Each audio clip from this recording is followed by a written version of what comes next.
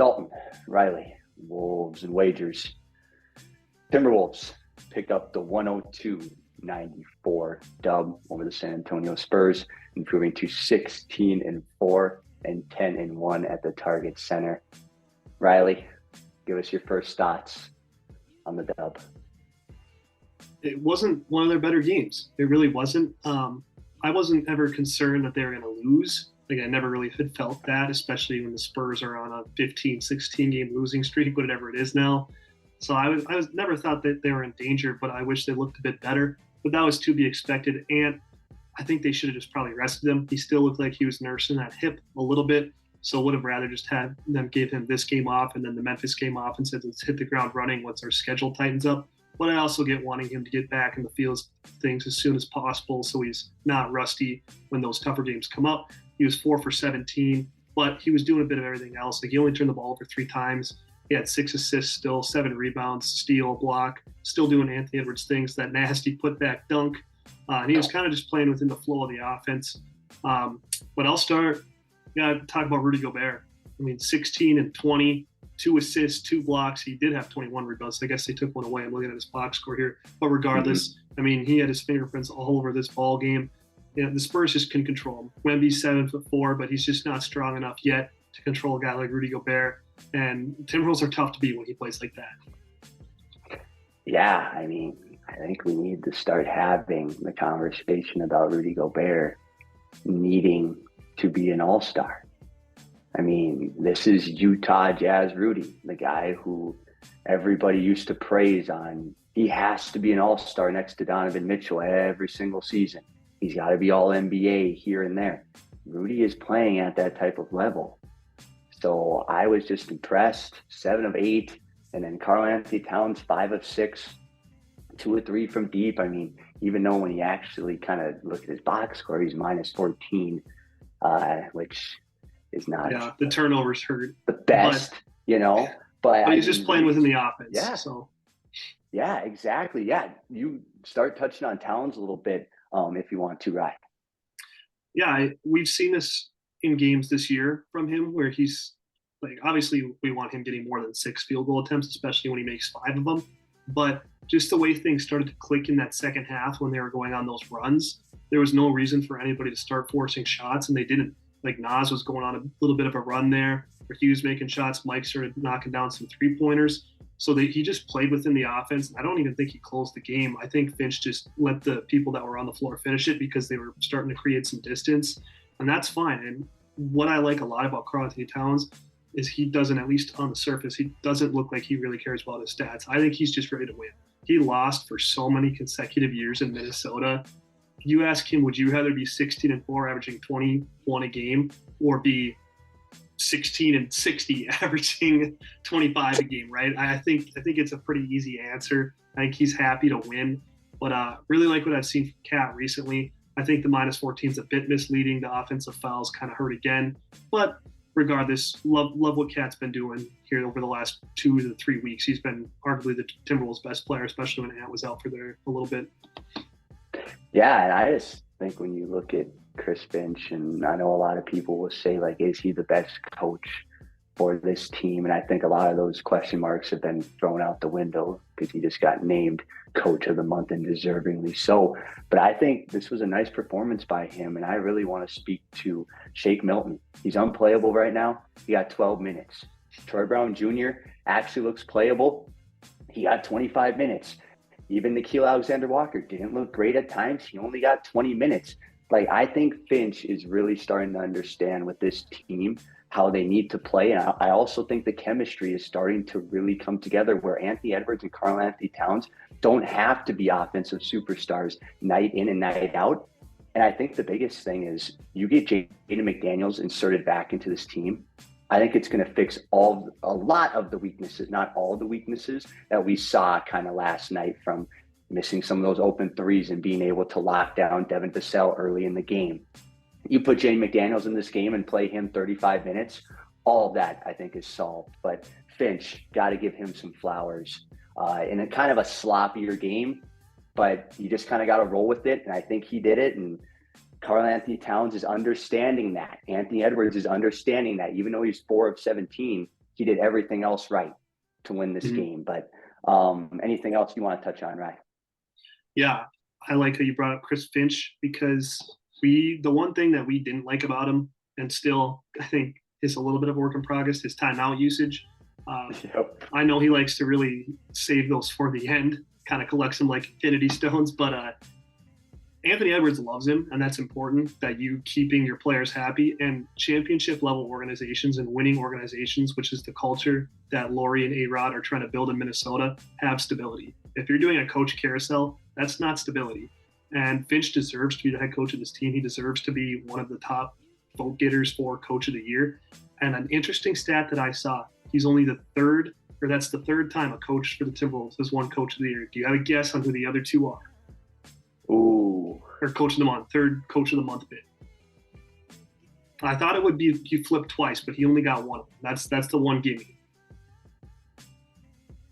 Two other ones? Just one other one outside of flip. Thibs? No. I saw that it was Kevin McHale. Shout out to Kevin McHale being the other coach of the month. I don't know when it was, but I saw that on Twitter and I was like, I wasn't even really thinking about the Kevin McHale coach days, GM days, whatever.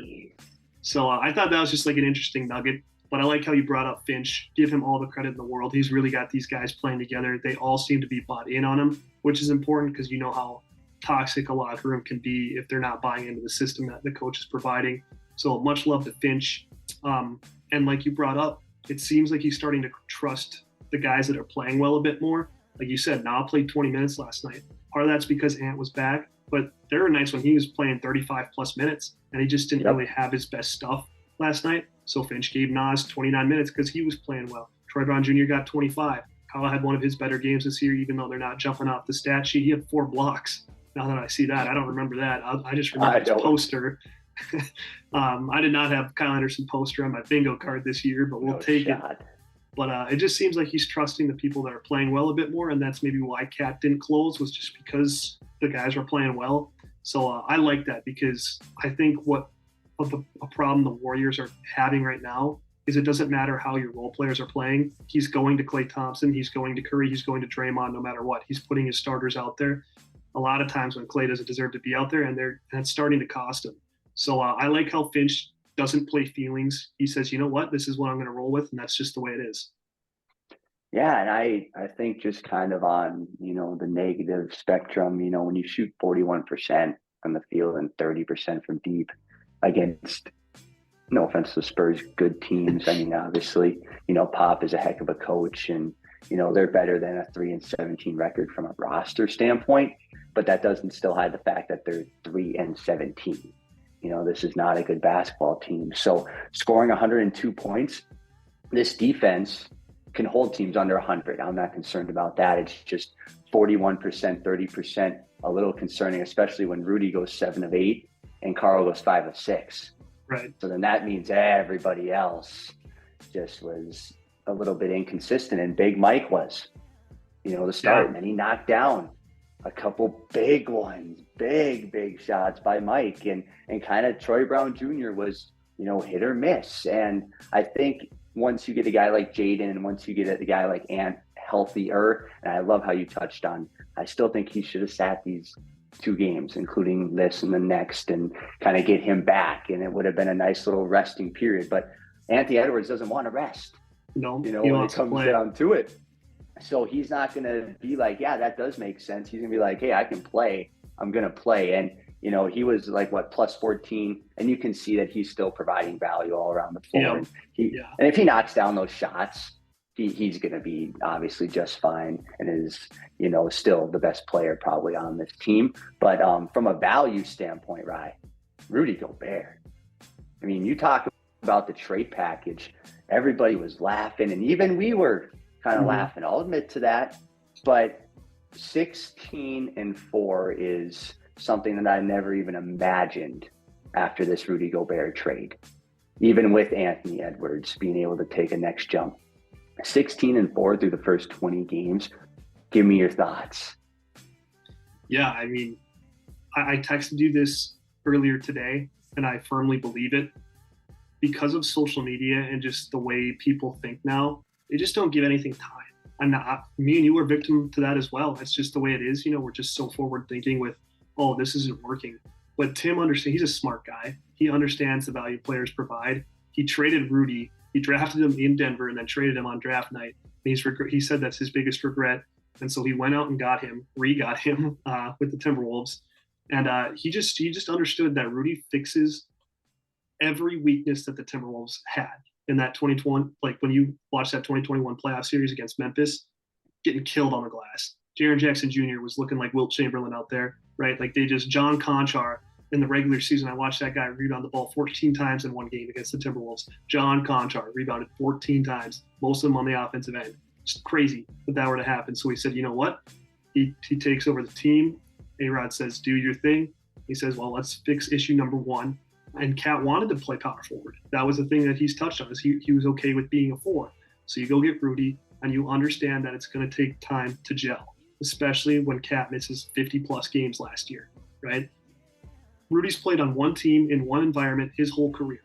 We should have known that it was going to take a bit more time. And Mike Conley even talked about once he got here, he said in Utah it took time. When he first got traded to Utah, he said it took a season for him to understand how Rudy Gobert plays. You can tell Ant is more comfortable with him out there now. He's not necessarily throwing him lobs all the time, but he's definitely looking to pass to him more than he was last year. He had that nice pocket bounce pass to him in the first half, I believe it was, for a nice dunk. So they're just more trusting. They're more cohesive. And that just shows that Tim Connelly understands that it's a marathon and not a sprint.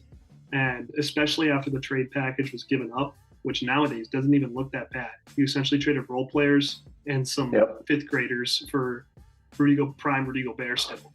So yeah, shout out to Tim for seeing the bigger picture. And that's just one thing I have a problem with nowadays, is how everybody thinks if there's not results right away, then it was a failure, right? Like the most crazy thing I've seen is people saying, well, does Jason Tatum need to leave Boston to go maximize his talent? It's like, he's been to the finals. He's been to the Eastern Conference finals like 4 or 5 times in his career, and he's in his mid-20s. He's like 26 years old, and he's done all that already.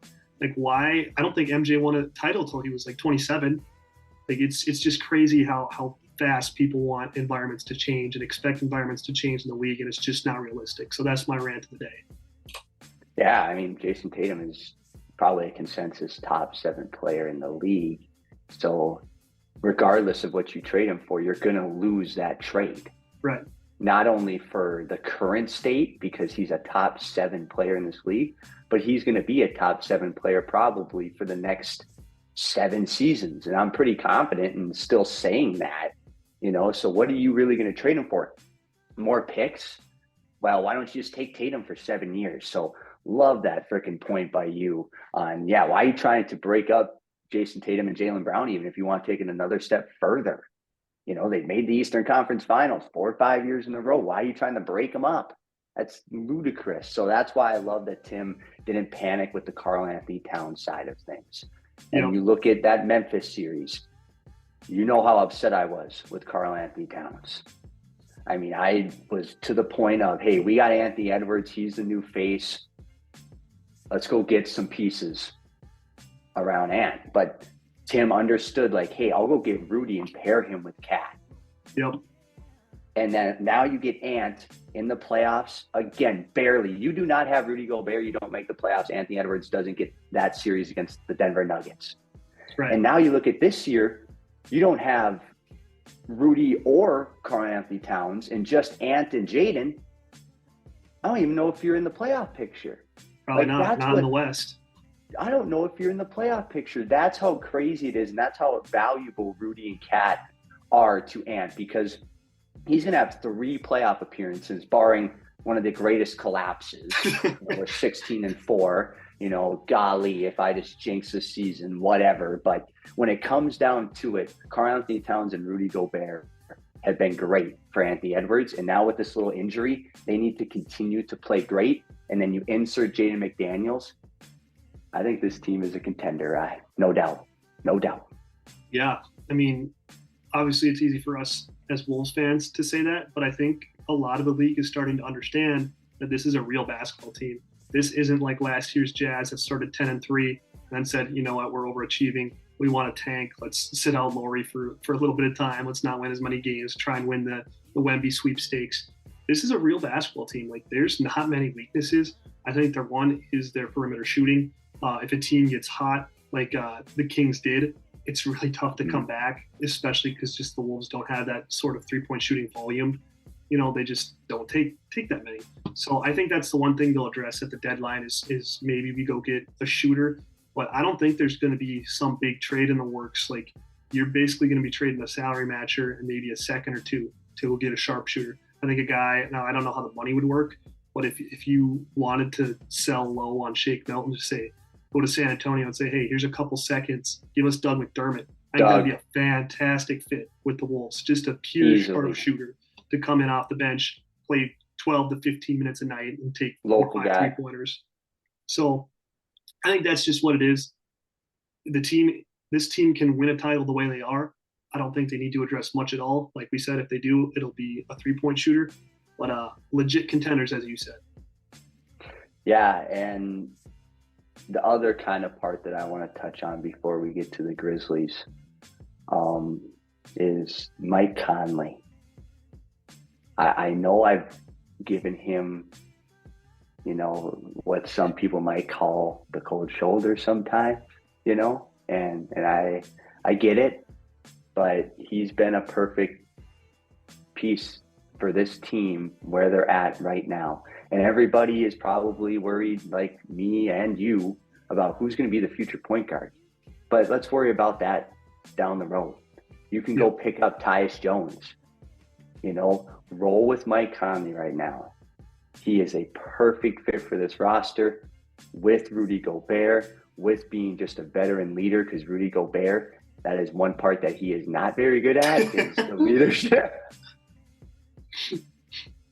The leadership side of things. But yeah, Rudy, you've been balling out. Is there anything that you want to talk about with the Grizzlies? I just want to touch on one thing, but is there anything that you want to touch on? Right, the preview with the Grizzlies. I'll just quickly finish with Mike here, and then I'll go to the Grizzlies. Okay. Yep. What I really like about Mike, and this is like no disrespect to D'Lo, because we like D'Lo, he just wasn't a good fit on this roster. He's a much better fit out in LA. LeBron likes like scoring point guards, because then he doesn't have to play the point guard role. But Mike, he just has a great understanding of what this team is each night, so he knows what his role is. He's fine taking 5 shots a night if Ant's hot, if Cat's hot. He doesn't care. But last night, when they were struggling to score, when Ant had an off shooting night and they needed to they were down for a little bit of this game against the Spurs, he ended up taking 13 shots, 10 of them from behind the arc, and he knocked down 4 of them. He understood that this team needed a scoring punch, and he was looking for his shot more than he normally does. Only finished with 4 assists, whereas the previous couple games, I think he was averaging 8 assists over the last 5 prior to last night. So just having a guy who knows his role and can kind of lead that way by, telling some of those other guys or showing that you can make an impact on this team within your role. You just got to know what to do. It just pays dividends for this team who, like against that Memphis series, they just didn't really have that veteran leadership. For as much as we love Pat Bev, not the greatest as far as like leader goes. He's an intimidator. He's like a, kind of a cult hero. But like what he was saying, I taught you and Ant better than that, Cat. You got to go defend Rudy if he's jumping on your back. It's like, well, you can't get ejected, Pat. Like, so that just goes to show where the leadership is at now with this team. So I won't talk much more about Mike Conley because I gave him his couple minutes. But previewing this Grizzly game tomorrow, you got to win, right? You just need to win that one against the Grizzlies. But what are your points? There's just one point, and if I'm Chris Finch, and if he somehow comes across Wolves and Wagers in this episode, I'd shit my pants. But the main point that I want to get across is, and I'll probably actually ask you a question. If you shut down Desmond Bane, is there any shot the Wolves lose this game? Because I'm not worried about Jaren Jackson. You have Karl-Anthony Towns. You have Naz Reid. You have Rudy Gobert. Jaren Jackson Jr. is not going to drop 50 on you against the Timberwolves with a healthy big front court roster. You're just not going to really do that much. So if you shut down Desmond Bane, who had 49, 8, and 6, a la against the games, but still 49. Mm-hmm. Like, you cannot allow Desmond Bane to get cooking. And then I'll pass it kind of over to you. Is there any other thoughts? Because that's just my one thought. You shut down Desmond Bane, you should be able to go on the road and get a win against the Ja Morant-less Grizzlies. Yeah, I mean, if you hold Dame to under 20 points, or if he gets to 25, but it's an inefficient night, right, where he's shooting like 30-something% from the floor, for one, I think you should win by over 20, and the starters shouldn't have to play in the fourth quarter. But two, I don't know if the Grizzlies crack 90 points. I just don't see a world where they're cracking 90 points without Desmond Bane's scoring punch. Shout out to David Roddy, but I don't think that guy's going to get you 15 to 20. I mean, he might get you 6, but I just don't know who else is going to score on that roster without Marcus Smart, without John Morant. And like you said, no, and that's nothing against Jaren, because I actually really like Triple J's game, but his maximum point outage is going to be in the mid-20s, and his impact is on the defense. And he's kind of like a mini Rudy, to where he can control the game defensively, and his big offensive nights are going to be in the upper teens to lower 20 points. Yep, yeah, like he can run in transition and get a couple, breakaway dunks, but outside of that, like you said, he's kind of a miniature Rudy, which, no disrespect to Jaren Jackson Jr., this is just a horrible matchup for him. Like if I'm looking at up and down this roster, I'm going, okay, Jaren Jackson's probably by far their second best player. I don't think there's any argument. If you want to throw Bane in front of him or vice versa, whatever, I'm not worried about him.